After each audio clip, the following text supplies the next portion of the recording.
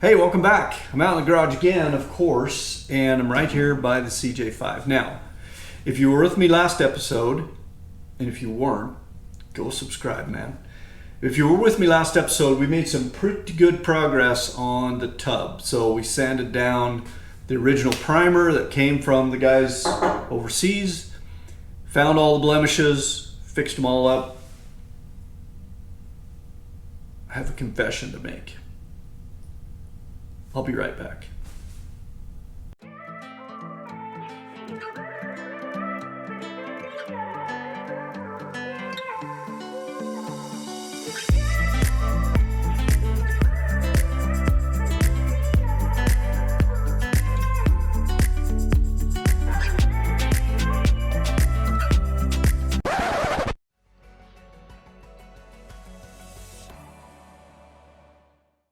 All right. Confession time. So remember when I had that fiasco with the grill and I said, if you catch me making a shortcut or not quite doing all the prep work properly, throw something at me or whatever. Well, I might have panned a little fast the other day when I was panning down the side of the tub here to show you how it looked.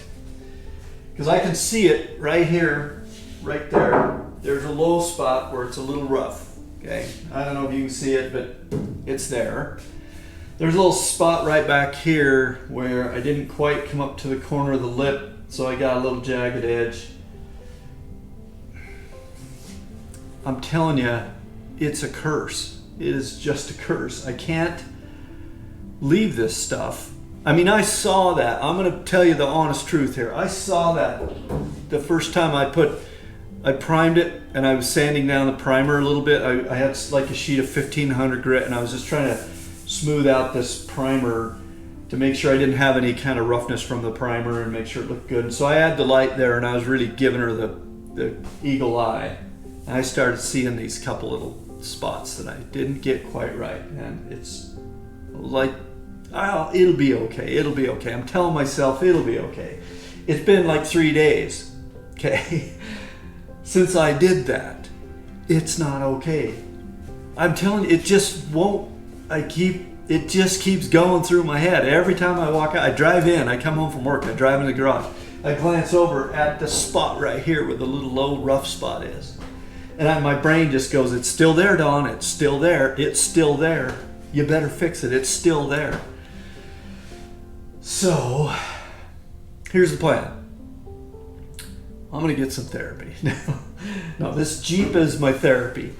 I just gotta do it. I just gotta have to do it to the standards that my pop beat into my noggin when I was doing drywall. Here's the story. Okay, bear with me. We're going on a little story back down the history road. So when I started doing drywall with him, I was just out of high school, young and stupid and all that stuff. And whenever I was working with my dad, he was generally the foreman, I guess, of the crew.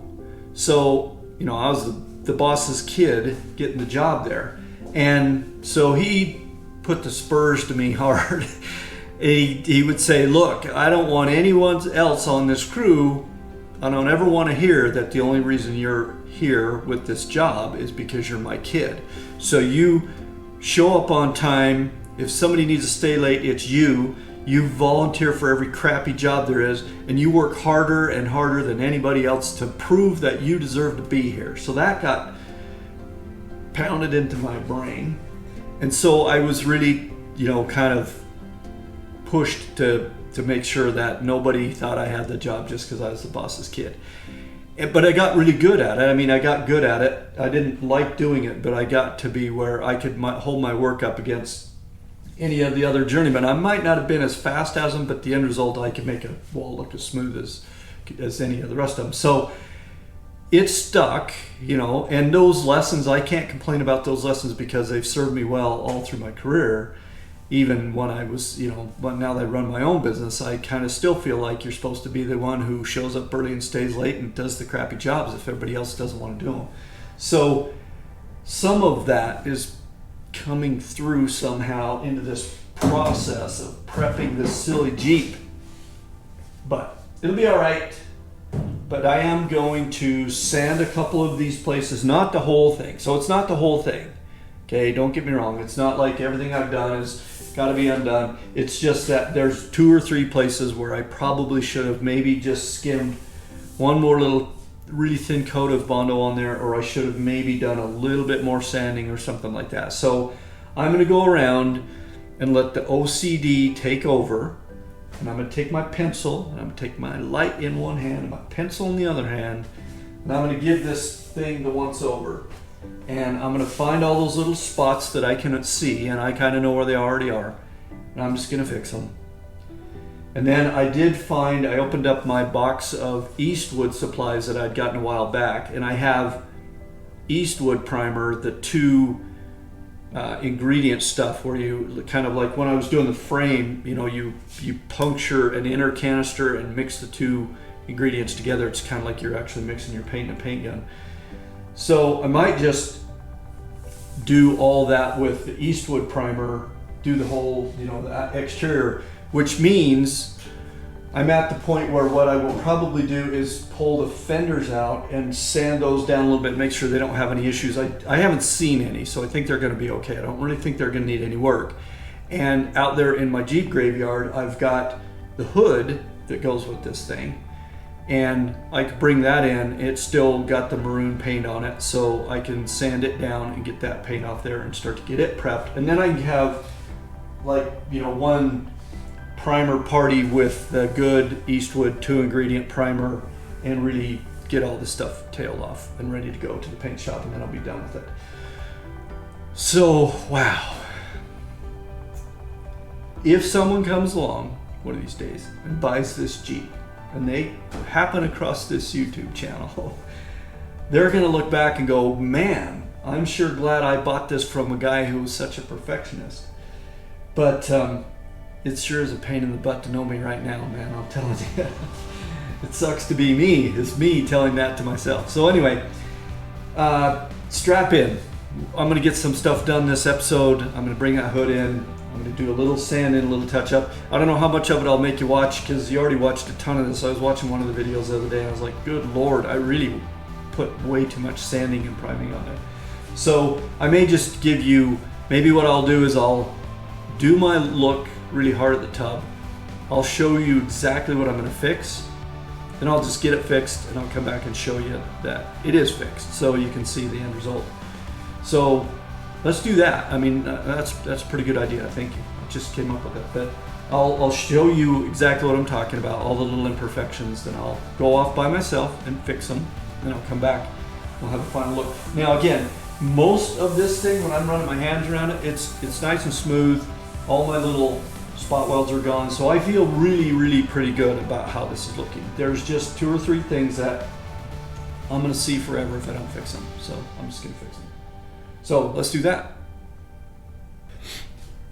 Okay, well, lest you think I'm crazy, this is exactly what we did when we were doing drywall, is we get a really bright light. Now this one isn't that bright, but you get a bright light, you look down the wall and you can see your little blemishes, and then you circle them with a pencil and you come back around and fix them. So I might have to mess with the light, so bear with me a second.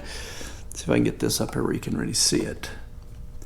So right there, I'm trying to hold the light and the camera and the pencil, but right here, there's a little low spot. Right there's a scratch. Okay, you can kind of see it when I cover over or draw the pencil over it. See that little scratch right there? I will if I don't fix it. So then here's some similar stuff. There's a low spot right there, another little imperfection, some holes and a low spot here. Here's a line down here. So again, I'm hoping the camera's picking this up enough that you can see what I'm talking about. If when I'm editing this, you just can't see it, you'll just have to take my word for it. A couple of spots like down along this bottom, you know, I'm trying to kind of square the bottom up a little bit because it was kind of rolled in just a little. So that's obviously got it. I'm just gonna work on that a little, sort that out. I found this top edge, I think I mentioned that already, kind of an edge right there. So generally, hopefully when I go across it, you can see, and again, what you're seeing is I'm seeing some little holes, which are not a smooth surface of the Bondo. So that means it was a little bit lower than it should have been. And so I kind of will maybe dress up this whole top corner lip up here. But if we come around to here, this is the one I was trying to explain. So again, let me see how the light works the best. So if I come straight up from the bottom and I get the camera in the right spot, I think you may be able to see what I'm talking about here. So right here, maybe if I cover over with the pencil a little bit, it will show up, but you can see the little holes there. And actually I can see it. I don't know if, I'm sure the camera's not going to get it, but in a shape about like this, there's a rough surface there, which that's my little low spot. And I remember doing that when I was doing it. So I had a lip here and I felt like I did have a low spot. I just didn't quite get enough buildup there to flatten that out. So there's nothing, so basically when you're going across there with your flat sandpaper surface, it just can't sand down into that low spot to sand out those imperfections to get a nice smooth surface. Now that's what I was kind of wondering if this primer would fix up, but it didn't, so I'm just gonna fix it myself. More of the same down here on the bottom edge. Again, it kind of curls in just a little bit. There's kind of a line here, a little spot low there, low here. Up here, again, I'll just go across it. I think it will show up. See the line right there? It's got a scratch in the stuff. I got a bad edge here. My grinder place doesn't look too bad here, and it doesn't look too bad back here, but I did kind of have a little edge up in this corner that I'll dress up. So you can see what I'm talking about. A spot here and here and here and here, just a few spots here and there. Not overall a big mess, but enough that I'm gonna just fix her up. So it'll be more of the same over on the other side, similar, just little patches here and there. It'll probably take me one little skim to finish them off, after I sand back down to the metal in the primer, or the metal in the Bondo, and then I'll patch them up, and then we'll do the fresh coat of primer over the top. So that was what I was talking about. Now you get some sense of the depths of my despair, or my depravity here, or depravity, whatever it is. So I'll fix it.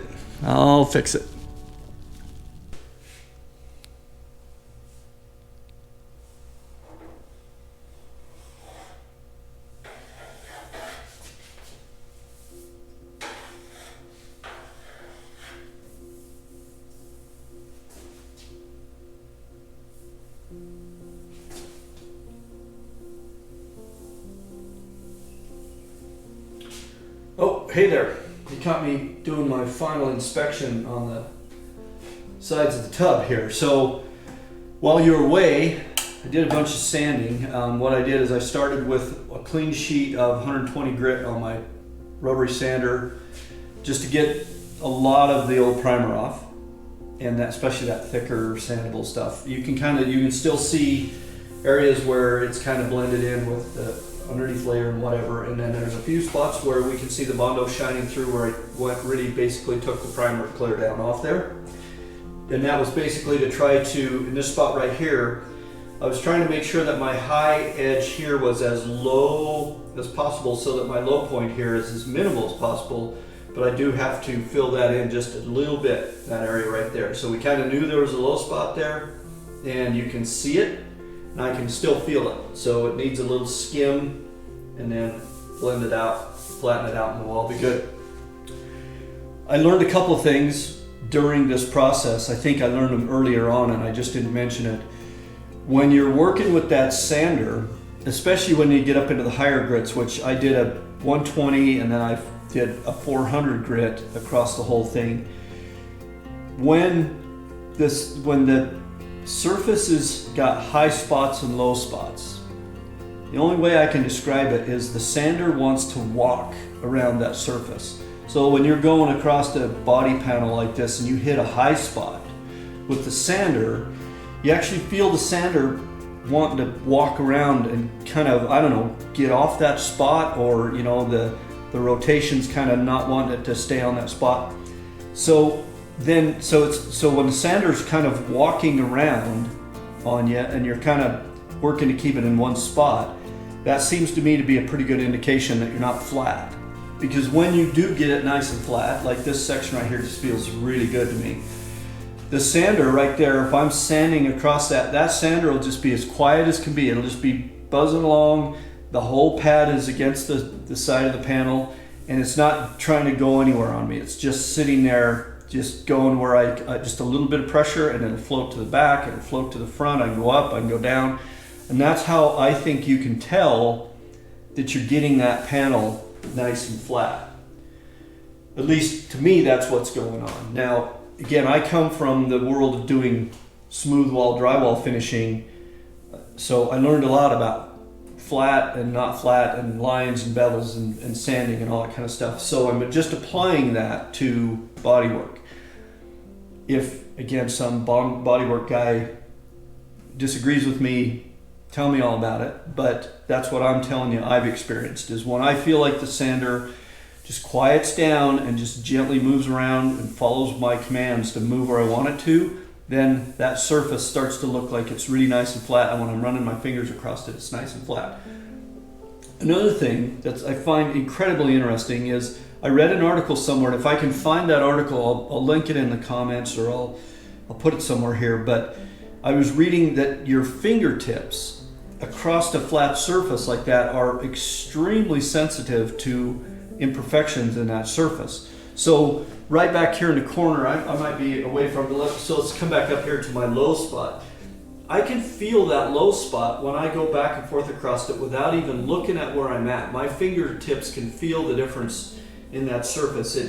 It's like, you know, I've got X amount of pressure, and then I feel that pressure go slightly less as I go across that low spot, and I feel the roughness of that Bondo in there where it's not smooth. So I think between you know, paying attention to your tool, I mean, you kind of get in this Zen mode with your sander, if I can, and that 400 grit, you know, and it's not taking a lot of stuff off there. It's just smoothing it out. But just, it feels like the way it behaves is telling you a lot about the surface, your surface preparation, that you're almost done with it. So I did 120 to take the primer off. I did 400 to make sure I didn't have any scratches or anything that I got from the 120. And then the last thing I did is I've got some really high grit stuff. Right now with this surface, it doesn't seem to make any difference. It's crazy to get above about 600 grit, but I took a piece of 600 grit just on my hand, and I'm just hand sanding that out at the end to kind of just make one more pass over the 400 sanded surface to see what I see. Now when I'm doing that, it leaves a little thin layer of dust on there, so it looks like you're kind of not creating a very flat surface, but as soon as you take a rag and wipe that dust off, then, ooh man, we're talking about some smooth surfaces. So I'm starting to feel much better about this, because I've got this down to about a half a dozen little tiny patches that I need to make, and I have a lot of surface here that I'm done with. I'm not going to touch it again. I've sanded it. It's perfect. It's going to be fine. I'm done with it. So there we go. It's getting a little late at night, so I'm just going to mix up a few little tiny batches of Bondo. I'm going to skim. I found a little, like a 1-inch plastic putty knife kind of thing, the little spreader that you get with your Bondo kit. I'm going to probably use that on most of these, because I'm just doing a tiny little skim here to fill in these imperfections. This low spot right here, I'll use a wider one. I'll probably use my 6-inch wide taping knife, and I'll just do a flat stretch across there so that the edges of the knife are running across both of these kind of high borders to the low spot. So that should make that Bondo fill in that low spot. I'm going to skim it as tight as I can. I'm just going to really press it hard in there, because I don't want much there. I especially don't want much on the edges. I just want to fill in this tiny little low spot in the middle. And then just a scratch here and there. I think I showed you around the corner here, there's a couple little spots where I just kind of had maybe a rough piece of Bondo on the knife, and drug a little hole, you know, so a few little things like that. But the driver's side is the same story. I'm done with it, except for just the same thing, just a few little patches here and there. So yeah, we're in good shape. Now, again, I've got the fenders right here. I'm gonna throw those on the front and slap the grill on there. And I'm gonna give those all the same treatment. I'm gonna make sure everything looks good there. And then I'm gonna grab, now this is all not gonna happen tonight, obviously, but I'm gonna grab the hood, bring it in here, and start to work it over. Now, first of all, I'll just lay it on the table. I've got my little work table. I'll lay it on there, and I'll have to sand it down to get rid of the old paint. So I'll do that first, and then we'll discover what we've got to work with the hood, and then we can go from there. I also got my heavy-duty tie rod today, finally. Haven't unboxed it yet. I'll do that at some point, maybe in this episode, maybe in the next one. Depends on how long this body prep takes me. But we'll get a look at that thing. I'm excited to see it because that was the heavier duty tie rod and drag link for the front end. So I got those, and we'll look at them when we look at them. So I'm gonna shut you off for now and go do my thing for a little bit, mix up a little bit of filler and finish these last little spots and then call it a night. All right, well, I just want to show you how tight I'm talking about skimming this thing when I'm skimming this last coat. So I put a little right there. You can see through it. You can still see my pencil marks. I put a little bit right there. I found a, excuse me, I found a little low spot right there, and it looks like maybe I got one edge right there. I'm gonna slap a little bit in. But you can see when I'm talking about skimming it thin, I'm skimming it thin. I'm just trying to fill in some tiny little imperfections and call it good. So have no fear, we're still almost there with this thing. There was a little bit of a low spot there. It's kind of thick right in that spot, and still up around these corners where we merge into the firewall, and up here, this is a problem area. So when I was going along here, there was a kind of a low wavy point underneath there. So hopefully that'll all work out. I'll get that all cleaned up, but that was kind of the heaviest spot. Here's my low area. Again, you can see what I tried to do was feather it out to the edges here and here, and then leave it a little bit thicker in the middle where that low spot is, so I can sand that down to flatten it all out. And my little edges along the bottom here have been skimmed, and you can hardly tell there's anything there because it's so thin. So really, really thin in most places, just a tiny little bit to fill in those little holes, and we're calling it good. So that's it for tonight. Next time you see me, I'll be putting the fenders back on the front and the grill and giving this kind of treatment to those, and then bring that hood in and start working on it. Okay, well, I didn't think it would be very fair to tease you with that talk about the new tie rod and then not show the thing to you. Besides, I want to see it as well. So let's just open this up, shall we? See what we got. We've been waiting a little while to get this thing, so it's time to see it. So we have a box in a box.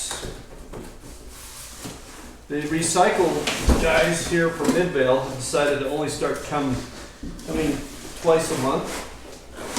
So that might be a problem, as many dang boxes as I get. So let's see how we're going to get this. We're just going to take it right out of the end here. So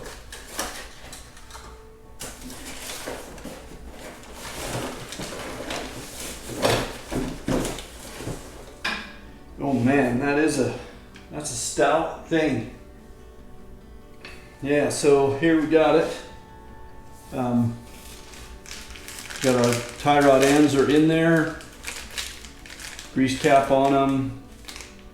There's the cotter pin, so yeah, the nut is on there. So yeah, that's a stout bar. The last one, you remember, was starting to bend in a U shape. So if we bend this one, we're doing some stuff we shouldn't be doing. So there's the tie rod in. Let's see how that drag link goes. Same thing, man, nice and stout. Grease zerks in the bag, powder pins. Looks like everything we need. So worth the wait, I'd say. We got now, oh, let me just pop this out of here. I'll show you how I'm going to set the alignment with this guy. So you can see that we've got two nuts on each end. So we've got our nut that tightens up first and then a lock nut. So 2 nuts on each end. And then, you know, once you're in there between your pitman arm and your tie rod or your steering knuckle, then you're going to turn this shaft in the center, and these are going to unthread. You're going to make it longer or shorter to get your steering angle just right. And then do the same thing here with the tie rod to get your alignment right. So yeah, that was worth the spend, I think. I'm pretty happy with those. Those are big and stout, and I think we're gonna do okay. Look at that, there's a part number on there. 18050.56. That's the drag link. 18050.56. And then, let's see if we got one on this tie rod as well. Yep. Okay, 18050.54. 18050.54. That'll save me having to put them up on above my head somewhere. So there we have it. Tie rod and the drag link finally here. So the only parts that I believe are lost in the shipping vapors out there is my front disc calipers. Other than that, I think I have everything I've ordered. So how about that? I better get spending some more money. Those vendors are counting on me. So I throw these back in the box for now and just get them out of the way. But at some point we can get them back on this front end. So that's going to do it for this episode. I'm going to wrap this up, and the next time you see me, I will hopefully have done all my little sanding touch-up stuff done, and I'll have the fenders back on there, and we'll start to work on those and the grill. And then again, I think I mentioned I've got that Eastwood.com primer. That's the 2-party, so it's like the epoxy and the hardener or the curing agent is in a little cylinder inside the other can. So you kind of pop this thing in on the bottom, pierce that canister, shake it like hell, and then you got to use it in 48 hours or it sets up in the can, I guess. So that ought to be, and you know what, everything I've experienced with that Eastwood product so far is they go on like you're spraying with a paint gun. Nice big wide fan, and they like being straight up and down. I think I told you clear back when I painted my frame that those cans of paint like to work straight up and down. Well, look at this straight up and down walls I got to paint. So that should go pretty darn well. I'm looking forward to it. I'll show you how it goes. In fact, I might set you up and let you watch me do that, because that should be good. It's probably about time for me to order another round of stuff from Eastwood, because I'm about done with the supplies I got from them. And somebody turned me on to a product called Seam Sealer that I should be using to seal all these seams in the tub. So they carry that, and I'm going to order that, and that will probably be better than my silicone that I got from Home Depot. So anyway, as always, man, thanks for watching and supporting me in my little efforts here. If you haven't done so, just subscribe. You don't want to miss these. I mean, we're getting to the fun part now. We're putting this thing back together. So stick with me to the end, and then we'll take this thing for a drive, and we'll take it on a trail, and we'll detail it all up, and it'll be looking nice. But we've got a ways to go to get there, and hopefully you and I can learn a few things together along the way. If you have comments, seriously, I'd like to read them. I have learned some stuff from you guys out there watching me, and a couple of you said you've enjoyed watching and have learned a thing or two from what I'm struggling with here. So hopefully this is a two-way relationship, and it's good for both of us. So leave me a comment. Let me know you're alive and well out there on the other side of the screen. And I'll see you next time around.